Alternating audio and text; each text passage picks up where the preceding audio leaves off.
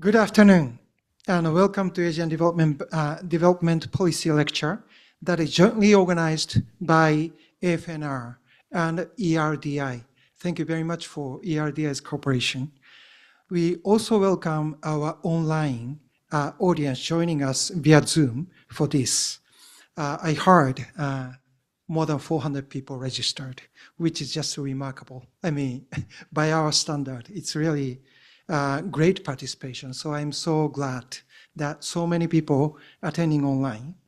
And this is the 101st Asian Impact Webinar. We encourage our virtual audience to post their questions in the Zoom Q&A box, and we will do our best to address them. This platform invites us to reflect on the challenges and opportunities shaping the future of Asia and the Pacific.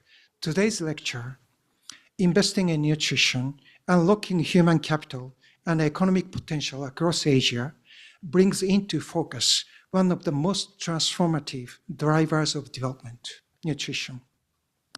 Nutrition is not only about food. It is about building healthier, more productive societies and human. Poor nutrition continues to cost the region billions in lost productivity, increased health expenditures, and diminished human capital. Yet, every dollar invested in nutrition yields high returns and unlocking the potential of individuals and economies alike. Through its food systems transformation agenda, ADB has placed nutrition at the heart of resilient, inclusive, and sustainable growth. By aligning agriculture, health, education, and social protection with nutritional outcomes, we are advancing a vision where food systems not only feed people, but also nourish them, strengthening the foundation for prosperity across Asia and the Pacific.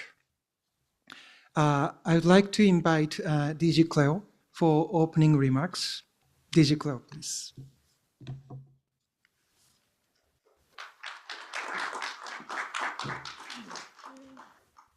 The mandatory clapping, I'm sorry.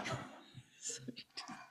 Okay, well, it's a great pleasure for me to be here today with one of my best friends, I think now, Joel Spicer. It's a pleasure to have you here in Manila, and really honored to have your knowledge dispensed to all of our audience here. You know, he's a really good lecturer, so please take every word.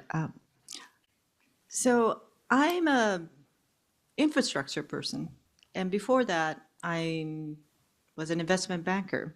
So when I remember Econ 101, human capital and nutrition wasn't something I remembered as a part of the growth drivers of economies. I mean, but then, you know, now we see the figures, right? I mean, malnutrition costs 1% of GDP per year. That's billions and billions of dollars, right? And then, you know, 1 in 5 kids in Asia Pacific are stunted. I mean, I was astounded to hear these numbers. And 40% of women in Southeast Asia, you know, here, have suffered from anemia. I mean, what happened? You know, why didn't we all know about this in the infrastructure people and, you know, all the policy people and that we have within these walls? I mean, and, you know, yesterday's figure was astounding again, that, you know, 75% of the Pacific are now obese. I mean, incredible. I mean, and this is costing so much economic development and even human development in case of the potential of people, not being able to maximize the potential of each individual, because, you know, within the first 1,000 days, if you don't get the nutrition, then you can spend, so much money getting better education, but you'll never be able to reach your potential. So this is why it's so important for us to look at nutrition from a multi-sectoral perspective and not to miss any opportunity. And as Takeshi was saying, well, there's a high level of leverage. And what I understand is that every dollar is $23 in returns in terms of GDP. So, this is something we shouldn't miss. And I'm disappointed to say that even in our in ADB's calculations, we've done so much with nutrition in all sectors, putting pieces in, like having educational product, training products in, but we haven't counted unless it's in the health sector. Even our tagging is wrong. Now we're going to change our system to have nutrition in, hopefully, every single sector, right? Takeshi? Yep. You said? Yeah, we'll still lobbying with our IT guys. So, for food system transformation, our area, for healthy planet, healthy people, thriving through generations, nutrition is one of the 5 pillars, and we will mainstream it within all sectors. And of course, social protection has been doing it for years. Education, climate resilience, all of the sectors can contribute. Even transport can contribute. So what we'll be doing for next year's country partnership strategy is developing that climate lens so that it's, well, what did you say, Joel? It's not a burden that everyone has to carry, another, tick box exercise, but it's a rocket that will propel us into getting even more impact through our projects. And one of the items that we really have to look at for nutrition, and I hope you all agree, is gender. In our cultures, boys get fed better than girls, and especially moms, forego their food to give to their kids, even while they're pregnant, right? And that just can't go on, because when you're pregnant, you should be eating nutritious foods, and you should be growing the baby so that it's not stunted inside. So all of these things, we have to look at carefully and to make sure that we have we're going towards an equitable society. So we will be embedding nutrition in all we do, hopefully. Y'all agree who are, on this webinar, the 400 people, hopefully. And to say that this will be creating much more impact for the Asia and Pacific through all of our projects, because nutrition components are cheap and has so much impact. And we'll be learning a lot more from that for Joel. Thank you.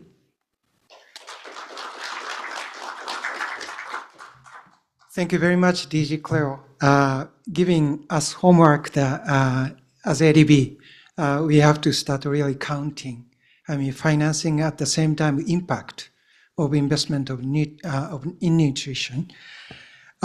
Okay, today we have Mr. Joel Spicer, President and CEO of Nutrition International, as our keynote speaker for Asian Development Policy Lecture. Joel has been a global leader in advocating for and advancing nutrition solutions that are scalable, sustainable, and impactful. He will speak on investing in nutrition, unlocking human capital, and economic potential across Asia. Joel is President and CEO of Nutrition International, a Canadian-based global organization working to improve nutrition outcomes at scale. A respected leader in global health and development, he has held senior roles at the World Bank, UNICEF, WHO, and the Stop TB Partnership, advancing major efforts in nutrition, maternal and child health, infectious disease control, and innovative financing. He holds a Master's of Public Health from Harvard University and a Master's in Development Studies from the London School of Economics. In 2016, he received Harvard's Emerging Public Health Professional Award, recognizing his leadership in the field. Please join me in welcoming Joel to deliver today's keynote lecture. Joel, please.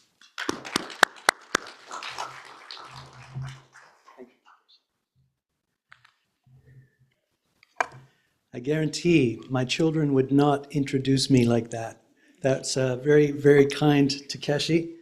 Let me get my middle-aged man glasses on here. So, first let me just thank DG Cleo and also Takeshi.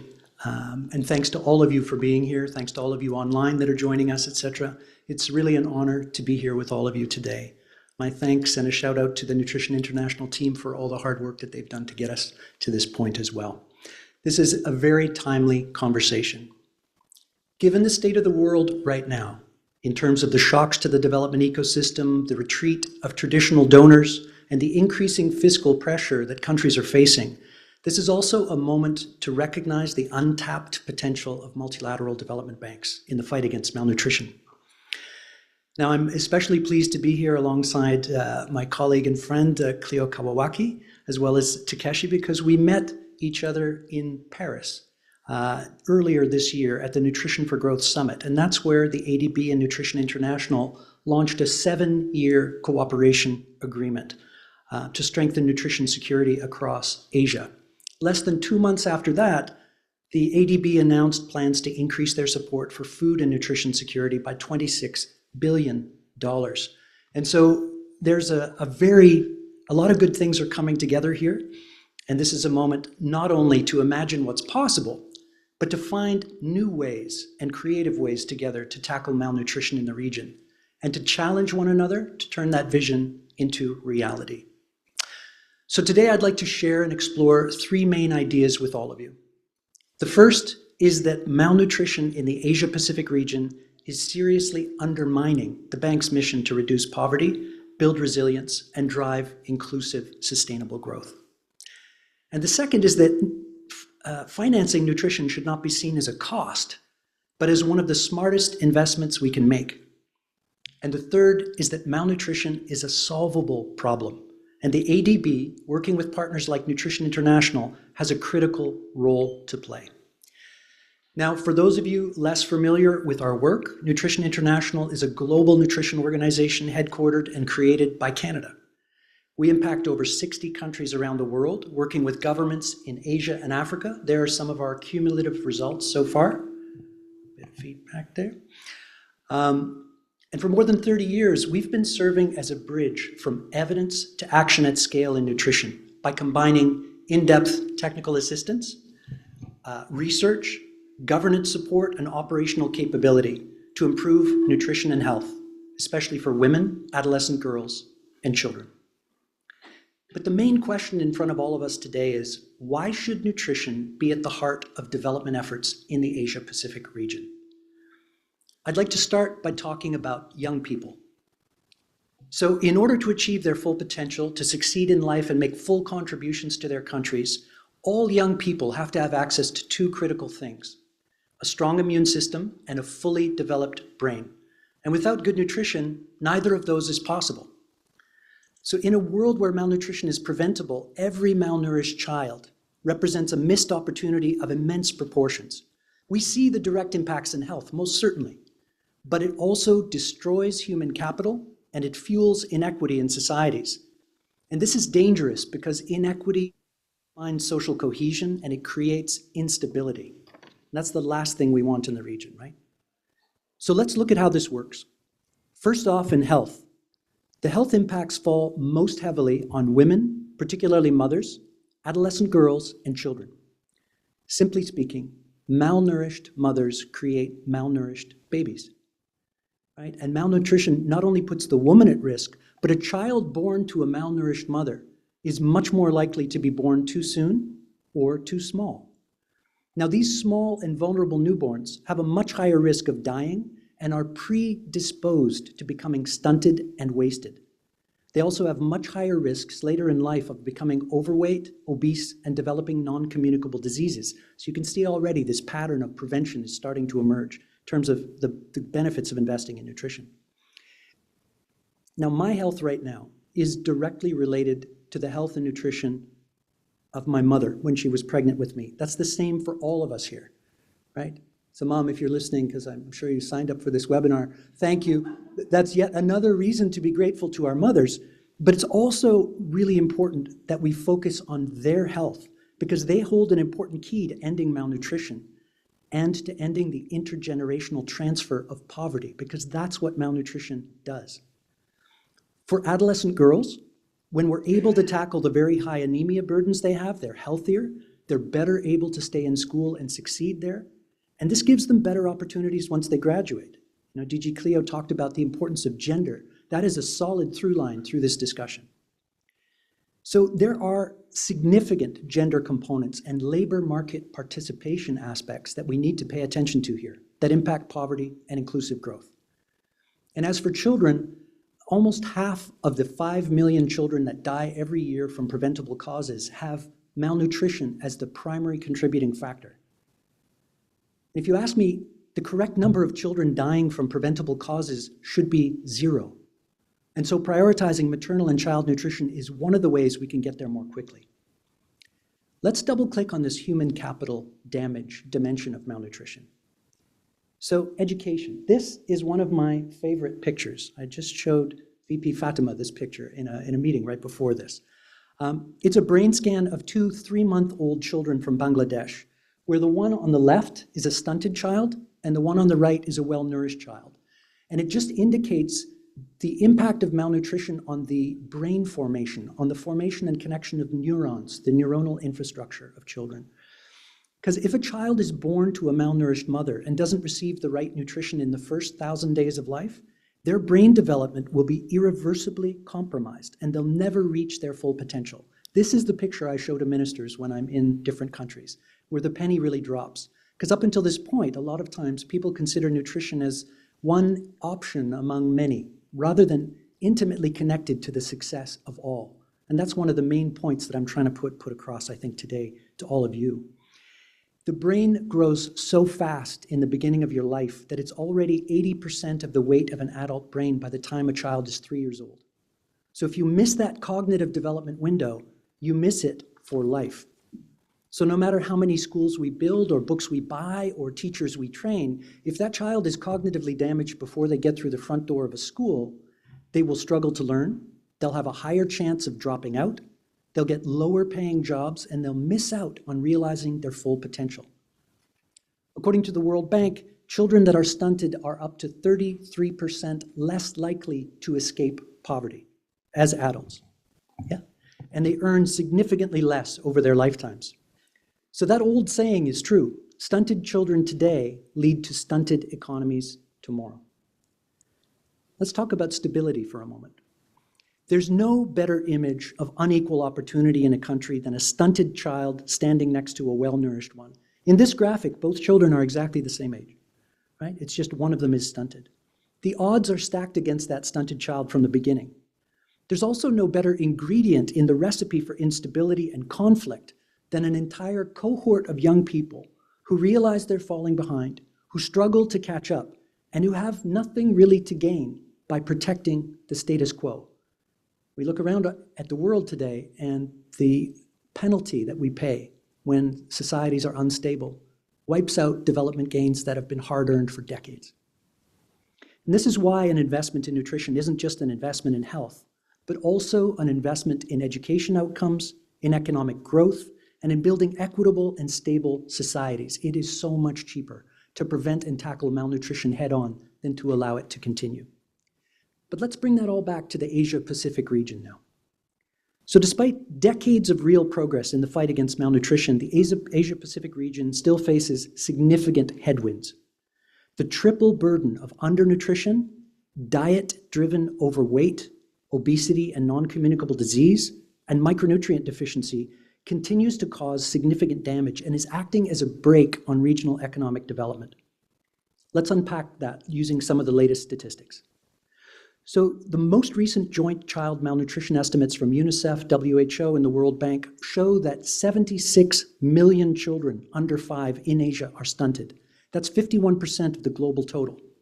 In South Asia, almost 40% of children are stunted. In Southeast Asia, it's 1 out of every 4 children. These are not small numbers. Nearly 30 million children under 5 are wasted or too underweight for their height. No other region faces a burden this severe, and most of the children live in South Asia. Nearly half of all women and girls in South Asia are affected by anemia, and it is a major yet preventable problem. It's a massive health penalty for women and girls that translates directly into reduced energy, productivity, and opportunity.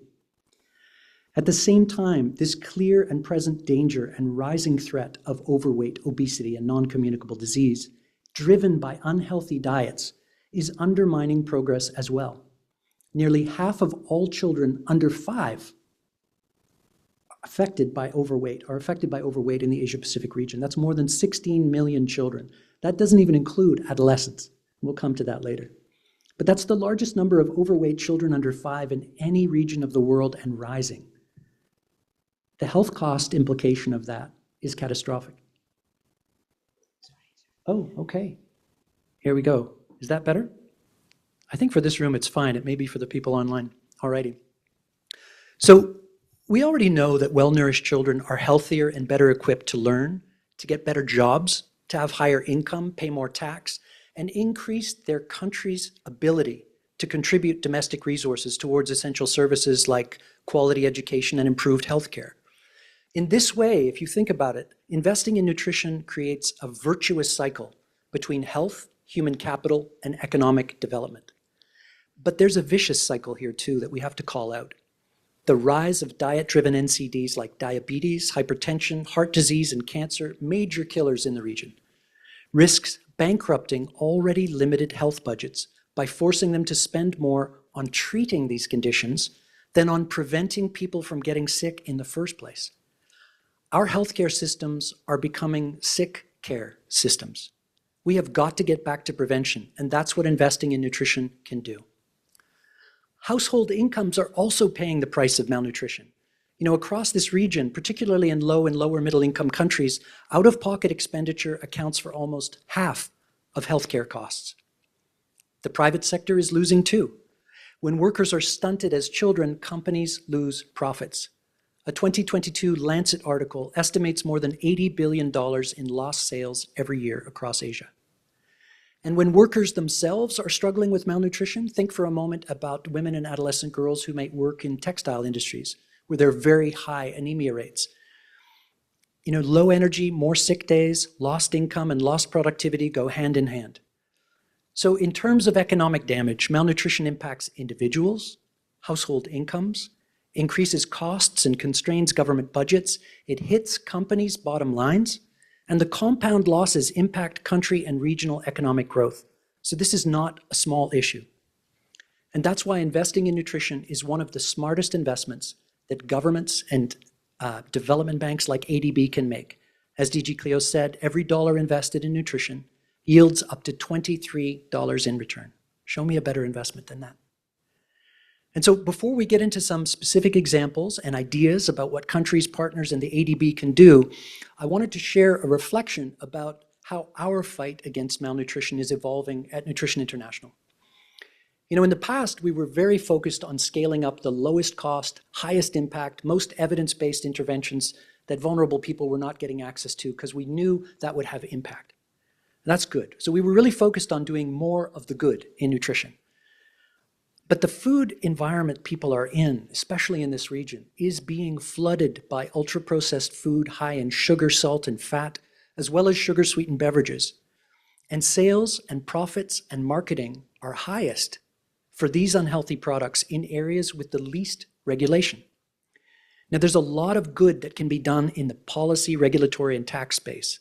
Products that harm us should be heavily taxed. Children should be protected from marketing of unhealthy food products. Consumers should be educated about the nutritional quality of the food they're buying. These are all things that we can do, all things that we should have done yesterday in a way. but areas where the ADB can have significant positive influence. Just as one anecdote, did you know that the same infant cereal product sold by a Swiss multinational in Thailand has 6 grams of sugar per serving, but when the same product is sold in European countries, it has 0? Asia and Africa are full of these kinds of lopsided examples where we can actually correct and protect for children. But we wonder why the number of overweight children is growing, right? Even closer to home, right here in Manila, a UNICEF study recently looked at more than 1,000 online posts and videos from 20 of the most popular food and beverage brands. What did they find? 99% of that marketing would not be permitted for children under World Health Organization guidelines. 99%. So think about what children are seeing every day on their social media feeds, in their environments, in advertising. They are being converted to being customers and consumers of ultra-processed food and sugar-sweetened beverages that will ultimately make them sick and force the health systems to subsidize, right? So that's why our task is twofold. I'm kind of expanding the chessboard for us here. We not only have to prioritize and scale up good nutrition, we've got to protect the food environment and the people in it through regulation, taxation, and programs and policies that reduce the consumption of unhealthy foods that are driving malnutrition. More of the good and less of the bad. So how do we do that specifically? You know, the first thing we've got to do is make sure we're not missing any opportunities to integrate nutrition into other investments where it makes sense. Making nutrition smart social sector investments across health, agriculture, social protection, water and sanitation, and education is a great place to start. And the Asian Development Bank is uniquely positioned to do just that. And frankly, we are energized when we see examples start to come out of the region for all of this. Aha, the famous Paris photographs. That proves it happened. So we've already seen some encouraging examples from the Asian Development Bank, and I just want to give you examples of 2. Earlier this year, the bank approved a major social protection initiative in the Philippines with nutrition explicitly embedded as a subsector. The project's going to help households gain access to affordable, nutritious foods while also strengthening national systems and capacity. In Lao PDR, a watershed management project of all things, deliberately built in community nutrition outcomes, supporting women's empowerment and promoting diversified production and improving household nutrition awareness. In my dream world, there's a systematic analysis of every project in the pipeline where we ask the question, could it affect nutrition outcomes? Yes, no. At least we've got to start asking. So building nutrition into individual lending operations is good, but the scale of the need and the opportunities in front of us are bigger. Not just to add nutrition in the margins, but also to shine a brighter and more systematic light on nutrition itself because it supercharges everything else. The bank has already recognized health and nutrition as a pillar of its food system transformation agenda. That really matters. That's important. Because nutrition should not only be seen as something cross-cutting, it deserves specific focus, and with clear strategies, targets, and resources. At the same time, this is about developing that no missed opportunities approach, looking across the bank's full toolbox, programs, policy, and financing, and asking, how can every investment contribute to better nutrition outcomes in the region? Here are a couple of examples, I'm just making them up, of what building a strong, nutrition-smart social sector lending portfolio might look like in practice if it were more systematic. So when health projects include improving maternal nutrition, reducing anemia, and focusing on newborns, not only do fewer women die, but more healthy children are born, and the lifetime economic benefits are locked in from the beginning. When social protection programs increase access to fortified foods alongside cash transfers, or they're used for nutrition screening and referral, families don't just get income support. Their nutrition security improves, and their access to services increases. And if you come to education, investments, when they focus on getting children ready for school is good, but when education investments focus on getting children ready for school, not just getting schools ready for children, when they provide nutrition education and anemia control programs to support adolescent health, more girls stay in school. Children learn about healthy diets, learning outcomes improve, and the next generation enters the workforce better prepared to succeed. If you come to water and sanitation, when those projects are paired with deworming, hygiene, and menstrual health, Infections are prevented. Children absorb more nutrients from the food they eat already. And adolescent girls are able to keep going to school with dignity and with care. And when agriculture strengthens not only production, but nutritional quality and women's empowerment, diets diversify. Families get more of the vitamins and minerals that they need, not just calories. And rural economies grow healthier and stronger at the same time. So having a nutrition-smart social sector lending portfolio is going to make every ADB dollar go further, with every project delivering a double win, achieving its core goal and at the same time building human capital. And with the ADB's size and influence, the net effect would be significant for the region. That's why it's so critical to embed nutrition into country partnership strategies. These strategies are the compass that send a signal to ministries of finance and planning about what matters and where resources should flow. So if nutrition is missing from these foundational strategies, it stays on the margins as an afterthought. But when we build it in from the beginning, it becomes part of the long-term financing plan. It becomes visible, measurable, predictable, and it sends a powerful message that nutrition is not just a nice to have, it's a must-have for achieving country and ADB objectives. Just to make a point, I don't want to pick on ADB too much. I just want to say it isn't just about what the bank can do alone, right? It's very much about how it can learn and how it can lead. And I believe the ADB has the potential to lead other multilateral development banks in this regard, right? Sharing with them and learning from other banks while also ensuring that lessons, evidence, and innovations flow rapidly across its own member countries. Nutrition International is ready to help as part of our 7-year cooperation agreement by distilling best practices into transferable tools, by facilitating structured dialogues between different banks, and by helping governments and bank teams adopt proven models rather than reinventing the wheel in isolation. You know, action and progress in nutrition don't happen by accident. They happen when the right ingredients, the right combination of capabilities, and the right partnerships come together. I want to share a little bit of insider baseball in terms of Nutrition International and how we're approaching things in terms of our own equation of change.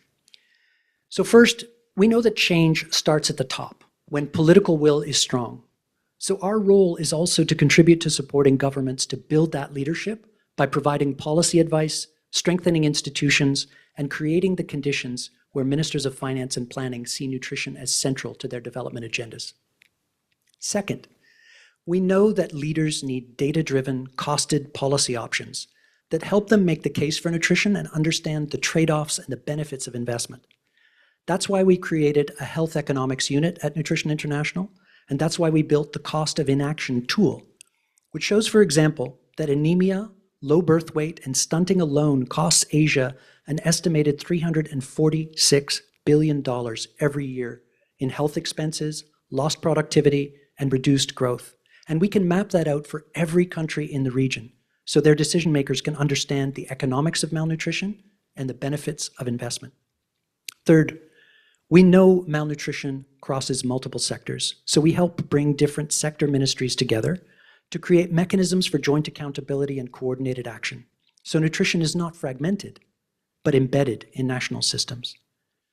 And fourth, we bring the supply and the demand side of nutrition financing together by engaging development banks directly to reinforce their knowledge and capability in nutrition, and by working shoulder to shoulder with countries to build bankable, scale-ready plans that development banks can finance. Our role at Nutrition International is to help connect the dots, bringing technical expertise, operational capacity, and 3 decades of in-country experience and relationships as a trusted nutrition partner. We help governments and development banks move from evidence to policy to implementation at scale. And no institution is better placed than the Asian Development Bank to pull those ingredients together and drive progress across the region. And that's how we stop treating nutrition as a side issue and start treating it as one of Asia's smartest, highest return investments. Now, as I wrap up my remarks, I would like to run a small thought experiment with all of you. This is part of our internal strategy process we run sometimes called the time machine exercise. So imagine all of us get into a time machine and we travel together to 2030, and things have gone extraordinarily well. The ADB has become the undisputed champion for nutrition. Everything has gone better than we had hoped. What kind of things, when we stepped out of that time machine, would we see? How would we describe that world? So here are some examples to spark our imagination. So the ADB's success at connecting sectors, achieving higher returns, and taking creative approaches to financing Nutrition Smart social sector lending portfolio will crowd in additional funding from donors because they see the results, the leadership, and the impact, and this will help expand ADB's lending portfolio. All countries in the region will have high taxes on unhealthy foods and sugar-sweetened beverages. This will reduce consumption and raise additional revenue that will be reinvested in maternal and child nutrition and things like large-scale food fortification, creating a double win and putting the initiative back on prevention. The ADB will use an ambitious set of policy-based loans to protect food environments across the region.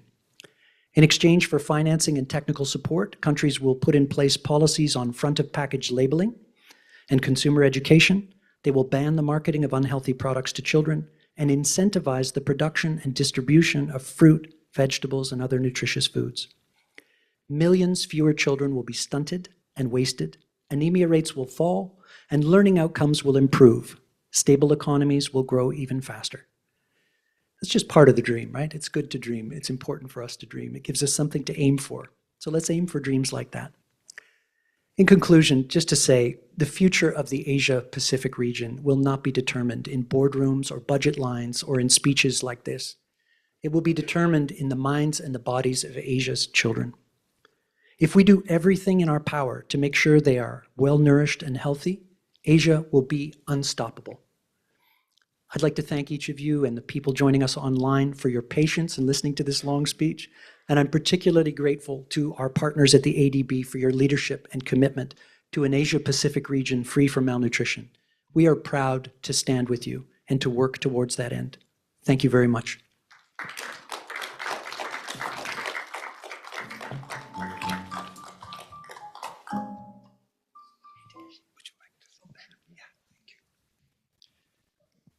Thank you very much, Joel.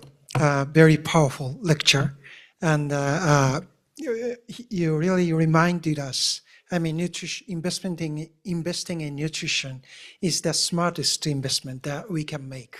And his message is really resonate us, such as, stunted children today means stagnant, stunted economy tomorrow, and the importance of prevention rather than treatment after getting sick, and the importance of this protecting food environment. All these are great messages. Thank you so much. Yeah. So now let's move to a short panel discussion, and I want to invite DG Cleo to the stage, and also Dr. Maria Ofelia Ocaña-Alcantara, please. Let me introduce, Dr. Alcantara. Dr. Maria Ofelia Ocaña-Alcantara is a seasoned public health leader with over 35 years of experience in strengthening primary health care, nutrition, and universal health coverage. She has served in key government roles, including municipal mayor of Tolosa Leyte, Director 4 at the Department of Health, and a department manager at Field Health, and currently works as a consultant to the Office of the Secretary of Health and local governments in Leyte.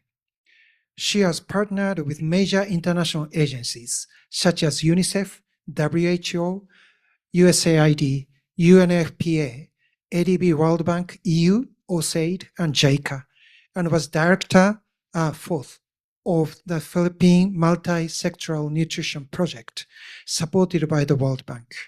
Dr. Alcantara holds an MD from FEU, UNMF, and an MPH from the University of the Philippines, College of Public Health. So let's start the panel discussion.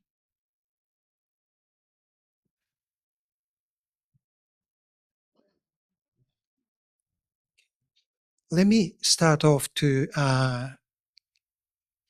give question to DG Cleo.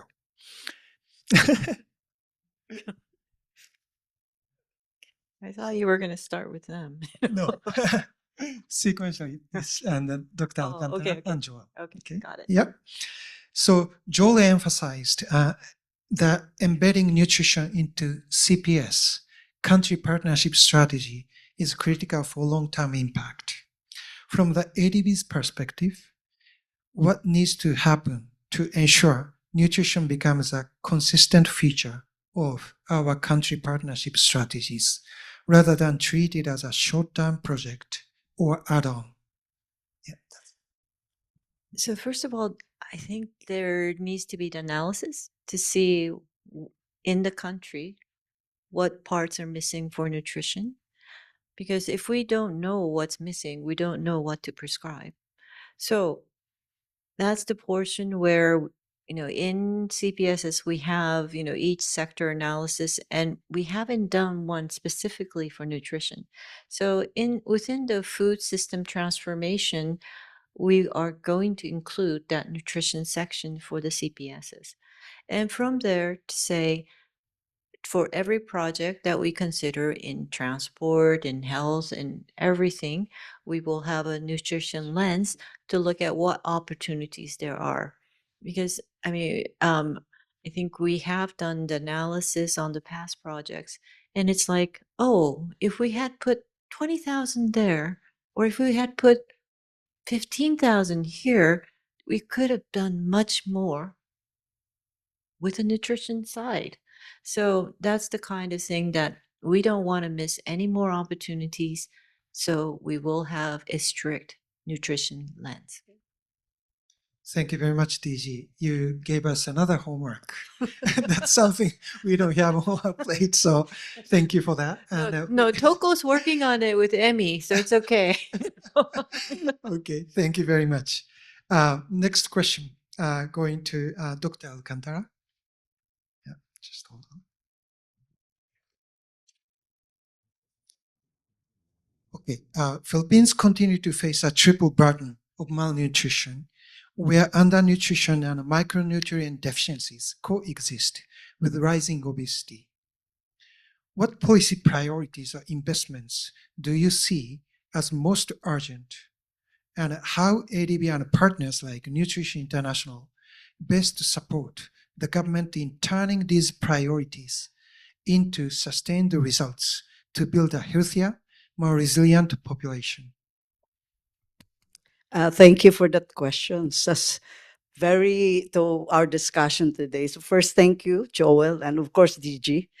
Okay, I probably listening. I prepared actually sort of points of discussion, but after listening, I said maybe I'll join you. First, you said about a vicious cycle. So nutrition, wherever you go, there's always a factor. It could be a cause and effect. So imagine that vicious cycle. And my response to that, I'll give you two circle. It becomes number 8. So my response is to look at that number 8, the point of convergence where we can work together, the participation and multi-sectoral. That is the group that coordinates and who will be the steward of that intersection. Well, of course, it's important the government will do the spearheading, but the government has always like not just the funds is not enough, but that convergence could look at two things. The below the line in that convergence of that 8 is how do we reach the families? They are not yet sick. I think this is very important because even right now in the universal healthcare, our focus is on the disease prevention. Maybe we really look at, because the framing of having malnutrition and obesity, stunting, wasting, and obesity, because these are very important. The problem is there. So you're correct, DG. The problem is there. So how do we reach the family so that they will not get sick? And important is nutrition. If you look at the statistics on exclusive breastfeeding, this has really backslide tremendously. Where in fact, the last in DHS survey, just so like almost 50% latch in. And of that 50% latch in, It's not even 50 that continued to provide up to 6 months. So this is a very, very cheap, as you mentioned, very cheap. This is, I think, and then follow, of course, from the exclusive breastfeeding, the infant, especially the complementary feeding, because this is, you said we need to know what's that factor. That's really a very, right now with the family, why they are not exclusively breastfeeding, and also the complementary feeding with all this promotion, all the sugar and all that, and the salt in all that food that's already being manufactured right now. So I think these are, how do we reach this point of convergence to reach the family? How do we do that? One is addressing the social determinants. And in my experience as mayor, I have identified major five. One is the poverty, literacy, education, and also family functionality. And of course, the fifth was the relationship of uh, uh, the other, more like smoking, this smoking, drinking, and all this um, multimedia that's now promoting a lot of behavior, influencing behavior for not doing the right behavior to provide that. So if we can bring that determinants, why that family have a malnourished child in the family, addressing that social determinants, and look at social determinants as an important factor to impact to the health outcomes. So it's not just looking at the health system, but the determinants itself to reach the family. So what is the intervention? The health promotion component, which right now there's a lot of opportunities. Before we just have print, TV, radio, but tremendously with this social media, it could be, of course, we want it to be on the positive note, but sometimes the fake news and all these things, the misinformation is actually a very important to consider, because family look at these important messages. And this is what actually they believe right away. And this is, so that's how we will address in reaching the family. But aside from determining the social determinants, is also to provide protection. This is the health financing component. We need to have public health or primary care health financing investment, so that we will invest the health financing when they are not yet sick. We want, well, if not, at least 90% is already not sick. Well, we'll just have the 10% who will get sick. That's what WHO is saying. So that's the health promotion to address SDH, provide mechanism for sustaining, and so that they can have that financing mechanism. And then the third, if we will have a good uh, care navigation and coordination at the family level. I think this is, to me, the most important thing. So what is the above the nut? The above the nut is there are three groups that will think for to think convergently and systematically and creatively, to look at policies that not just address nutrition as an health issue, but really, as you mentioned, your department, the agriculture, food, nature, and rural development, coupled with climate change, because our country is so, the flooding right now is not just at the end of the quarter, it's just the whole year because of its climate change effect.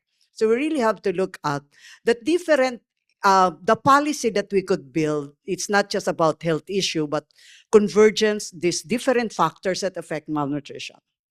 So as I mentioned, your office plus climate change. And from the policy, because these are the thinking, the next is, the above that not is, how do we ensure that this will be implemented? Because otherwise, they're just there. So we need to have the hands and the feet that will bring the brain and then reach the family and that group. So is that we need to look at the stewardship of the government. Well, at this in the Philippines, the most important department, right? Of course, the Department of Health, Social Welfare, and DILG. Because DILG is the one that provide all the chief executives sort of governance. So really focus on governance and leadership. And then after that, the government, the second is the local government that will implement. So we need to have, what is that? Because when I was a mayor, of course I'm a doctor, so more or less I understand and I know what my priority are. And that's why nutrition was major. We were able, in 3 months, we can reverse that malnutrition. We just focus on providing the right food. But one of the intervention that's critical is how do we bring that food on the table in that household? That's the most critical thing. How do we bring them there? So there's a lot of agency, both public and private, that could work together to put that food on the table. Once the food is there, the second is that the right choice of food? Because it may not be the right one. That's why now we're doing some project in the local government to start really with understanding how much is your calorie requirement and your protein requirement, and then do meal planning, and then do cooking. That's simple. Diba? So things like that. So that the stewardship of the government, maybe these three agencies, I don't know in the other areas, but this could be a major, then who will lead? Maybe DOH. And then also in my experience as the director of PMNP World Bank Project, is that they have the convergence is so difficult. We have an agency that works together for nutrition. But when it comes to implementation and reaching the families, they are still parallel. I think that connecting the dots, put them together so that when they go to the local government, it's already packaged. And then it's easy to understand and they can implement. And the same way at the household level, family understand better. Because of that, we want that behavior at the family level. So I think, and the last is that not to have that multi-sectoral, that convergently think of all programs at the national, because almost all program has an effect on nutrition. How do we converge and creatively, systematically integrate all this thinking into one package so that it's easier to go below that knot? But that's the important thing, is that multi-sectoral group, who is that? That will actually drive the government and the private and of course the bank to work together, because the government still continue to need financing. So, so with that, if we can, how the bank could actually help is to look at this dimension of this one, the principle of convergence, the principle of multi-sectoral approach or multi-participation, and the third, the family-centered focus. Otherwise, if we just focus on the local government or those that think, but no hands and feet that will reach a family, I think will be a failure. So thank you. Thank you so much. Dr. Alcantara has very diverse experience. And and thank you so much for from the heart. I mean, and the importance of this family-centered environment, I think, which is related to something that, I mean, Joel said as kind of food environment, and the family is core to provide, good food environment for the people, right? Thank you so much. Now, Joel, I'll give you a question. Yeah, you highlighted protecting the food environment as one of the most important things to do. How can organizations like Nutrition International help governments and IFIs like ADB make healthier food environments a reality, whether through policy design, fiscal instruments, or technical support? Thanks for the question, Takeshi. So yesterday, UNICEF issued a report that showed for the first time in human history, the number of overweight and obese young people was higher than the number that were underweight. And that's highly consequential. They forecast that by 2035, the global cost of overweight and obesity will be $4 trillion. So it's not that this war is coming, the war is here, and countries are not prepared. And so we have to move much more quickly. How do we do that to protect the food environment? And I think for me, and I alluded to some of these points in my remarks, making sure decision makers at country level understand the consequences, the economic costs of the problem. What will happen if they do nothing over the next 5 or 10 years? We can measure this in terms of health, human capital, and economic damage, to the point where it is obvious that investment is much cheaper than just waiting. And so I would say that's one of the things, proper data for decision makers and costed policy options. The second thing I would say is, let's look outside of this issue at all creative strategies that governments have used to affect the policy environment in a positive way. And I want to underscore something that's happened from the Philippines. When the Philippines increased its tobacco tax, it soft earmarked some of the funding to fight tuberculosis. And smoking is a risk factor in tuberculosis. So if you think about it, raising revenue by increasing the tax on tobacco, which is bad, which results in decreased consumption of something that is bad, and using that revenue to address another related problem is great.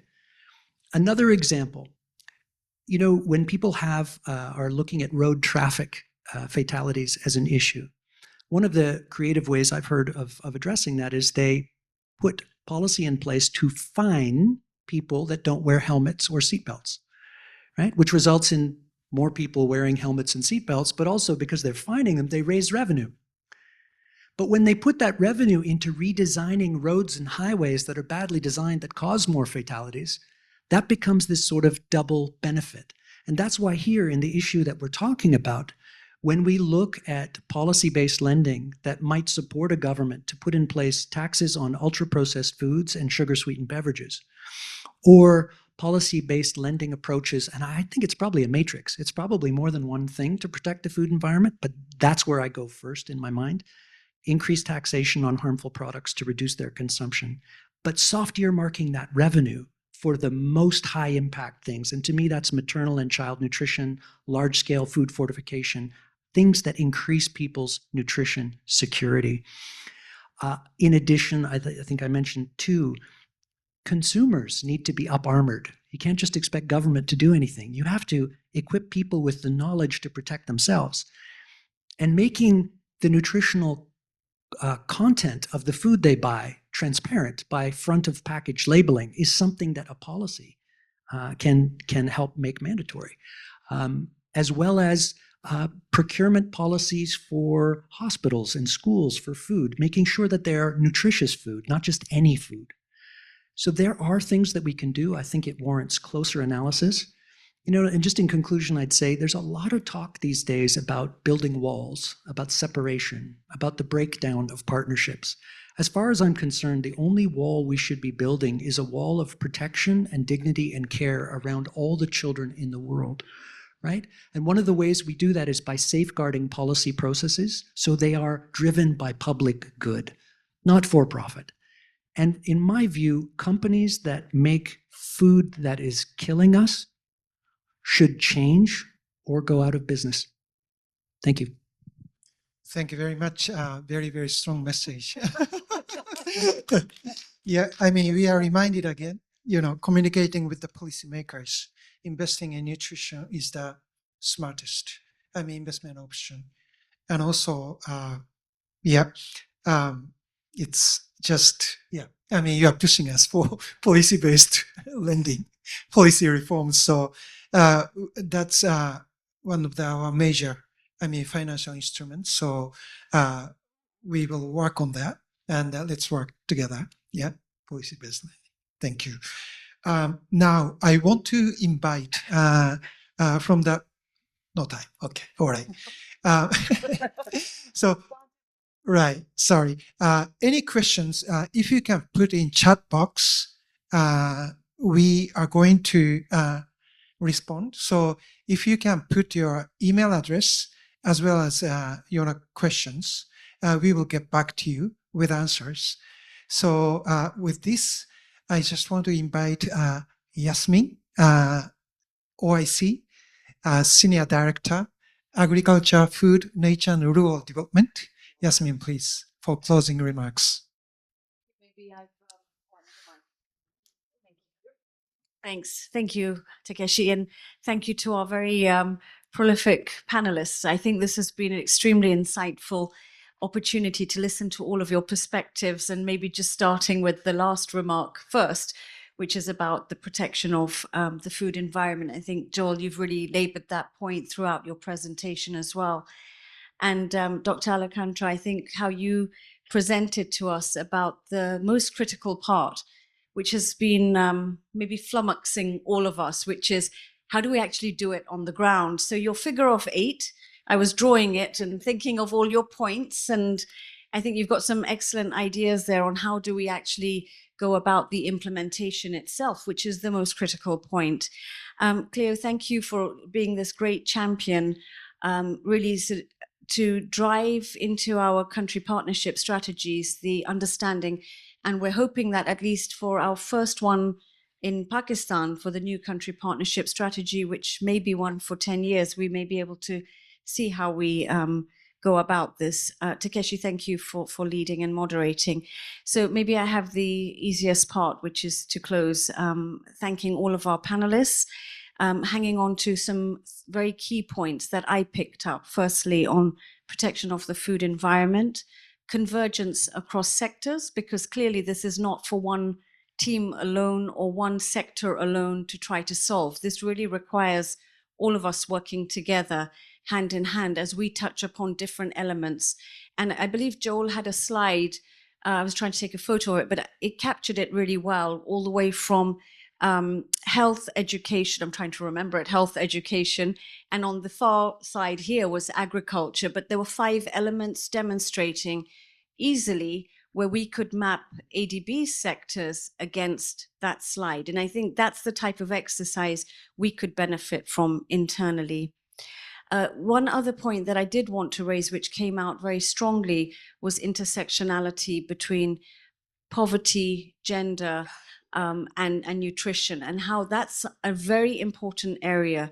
I thought about a lot of the discussion today focusing around maternal health and education, and that boils down to a very strong gender element, which we need to remind consistently internally as well, that by championing gender efforts, we also touch upon these outcomes of good nutrition. So from the perspective of ADB, food systems transformation agenda, nutrition is not just one component, it's that totality. And a food system that produces more calories but fails to deliver nourishment is a system that's falling short. I believe that should be our headline, and working towards addressing that. It's critical for women and children, but in truth, it actually matters for everyone, because nutrition underpins education outcomes, workforce productivity, resilience to climate and health shocks, and the inclusiveness of growth. And this is why ADB is committed to integrating nutrition into our food security, climate, social protection, and health agendas. Because without better nutrition, we cannot achieve inclusive and sustainable development in Asia and the Pacific. I'm just going to also conclude with this final point, that malnutrition is solvable. So perhaps that's what's really an important reminder to all of us, that it's not a distant solution, but we can solve it now. The tools, knowledge, and experience exist. We've heard it all just with this panel. But what's needed is political will, sustained financing, and strong partnerships. We're thrilled to have this partnership with Nutrition International and look forward to taking that forward into results on the ground. ADB plays a vital role to convene countries, and we're grateful to Philippines' representation as well, demonstrating again that partnering with our governments. We need to channel resources through our governments and to leverage the expertise of partners to accelerate solutions across the region. Let me conclude by saying good nutrition is imperative. It's an economic necessity, and it's Asia and Pacific's opportunity to achieve its development goals. Nutrition must move from the margins to the mainstream of our agenda, and we're here ready with our partners on the stage today to take this forward and deliver with all of you. Thank you so much.